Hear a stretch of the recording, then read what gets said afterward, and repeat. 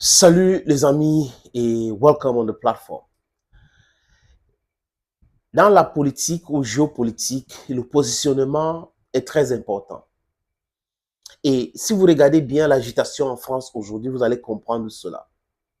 Mais avant, qu'on vous ait les gens lucides, vous avez vu il y a quelques mois ici une vidéo des véhicules blindés qu'on était en train d'acheminer vers l'Ukraine.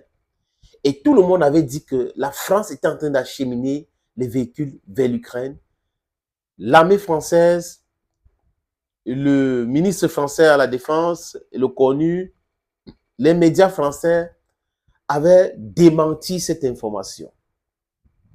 Et Macron est arrivé juste pendant l'organisation de ce sommet pour aider l'Ukraine en Europe où il avait convié tous les chefs d'État et chefs de gouvernement à l'Élysée. Et il y a un qui n'est pas arrivé, Madame Meloni, parce que pour elle, il se la joue, il fait le spectacle et tout.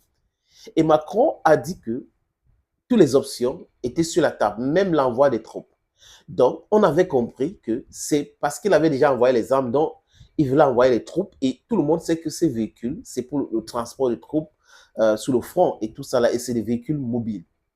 Les Russes les avaient avertis. Et tout le monde sait, quelques semaines après, on a commencé à penser que les Russes avaient dévoilé que la France veut envoyer 2000 soldats à, à Odessa. Vous avez vu un capitaine Alexandre qui a fait une sortie pour insulter copieusement tous les généraux français sur les différents plateaux qui sont en train de parler de la guerre et il ne se rend pas compte que ce n'est pas contre une ennemie, une petite ennemie, c'est contre une superpuissance et que une guerre contre la Russie, c'est une catastrophe pour l'armée française. Donc, il avait dit ce qu'il avait dit là, les amis. Maintenant, si vous entrez dans la géopolitique et les calculs de tout le monde, c'est l'après-guerre qui intéresse aussi, c'est comme ça que je vois ce truc, qui intéresse aussi la France. La France veut être là, au devant de la scène quand on parle de négociations. Traité de défense avec l'Ukraine, l'Allemagne signe, chacun signe sa part, parce que dans leur tête, ils savent que les Américains, à un moment donné, vont mettre un thème à cela. L'arrivée au pouvoir de Donald Trump est en train de les traumatiser. Sincèrement, c'est ce qui les traumatise. Et chacun se prépare. Oui, si Donald Trump arrive, qu'on arrête la guerre, qu'est-ce que je vais faire? Je vais profiter quoi? Vraiment, moi, je vais construire quoi? Dans les négociations, qu'est-ce que serait?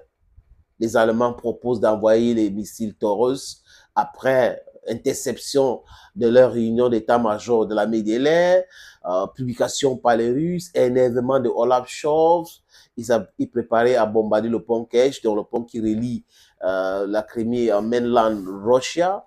Et après, les Français avec les Britanniques, on va envoyer les missiles Astra 30. On a déjà envoyé les missiles Storm Shadow Scarp que les Russes ont attrapé, ils ont arrêté, ils sont en train d'étudier. Et certains de mes amis qui maîtrisent cet aspect des guerres électroniques m'ont expliqué que les Russes brûlent l'espace et quand ces missiles arrivent, il n'y a pas de connectivité, donc il n'y a pas d'information. Et quand il n'y a pas d'information, ça tombe comme les mangues mûres. Donc, certains de ces missiles américains, Patriot, Storm Shadow, Scarp, ont été capturés comme ça par les Russes. On envoie, ça arrive, ça tombe seul. Et quand ça tombe seul, ça ne touche pas sa cible, ça ne peut pas exploser. Et les Russes sont en train d'étudier ça. Donc, ça met c'est-à-dire qu'en perpétuelle tension des Occidentaux qui voient comme ça leur technologie militaire volée par les Russes sans faire les efforts. Donc, ils ne font pas les efforts, on envoie, on prend, on capture, on envoie les systèmes de défense, on détruit. Et Zelensky d'ailleurs avait dit qu'il n'y aura pas de système de défense, donc c'est compliqué pour son armée et autres. Il demande cela, il demande les obus, il demande tout, comme Oliver Twist, vous avez dit ici que quand vous commencez à demander, vous allez demander, et quand vous faites la guerre contre quelqu'un qui produit les armes, donc il peut bombarder, il peut tirer 150 missiles, je dis n'importe quoi, et vous, on vous donne 150 missiles, vous tirez, ceux-là vont encore fabriquer des missiles avant de vous envoyer. Et la France envoie les véhicules blindés d'occasion en Ukraine. Les véhicules qui ont 40 ans d'âge. 40 ans, 1, 2, 3, 4, 40 ans d'âge. Et dans les colonnes du Tribune, le journal de Tribune, je crois, Sébastien Lecornu a essayé d'expliquer comment il va mettre la pression sur les industriels des produits plus. Et les gens lui ont demandé, mais où l'argent? Parce que quand on dit produit plus, l'argent, ça vient d'où?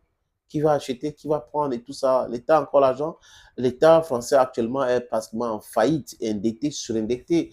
Moody's est en train de rétrograder les notes françaises. Donc vous comprenez que ils sont dans un truc, l'élite française aujourd'hui, qui frise le laisse-brouf et le parler pour parler. Voilà, vous voyez un peu. Les véhicules que la France envoie en Ukraine, comme je dis, ce sont des véhicules blindés d'occasion. Oui, des véhicules blindés d'occasion. Ils ont envoyé VAB, donc ça veut dire véhicules avant blindés, qui datent de 40 ans d'âge. Ils ont aussi envoyé les VBMR, qui sont des véhicules blindés multirôles pour transporter les troupes et tout cela. Voilà ce que les Français ont envoyé. Maintenant, ces véhicules ne peuvent pas fonctionner sans avoir les hommes. Parce que les amis, on est en train de demander aux Ukrainiens de mobiliser 500 000 personnes, 1 million de personnes. Et selon une étude, ça montre qu'il y a encore 11 millions d'hommes en Ukraine.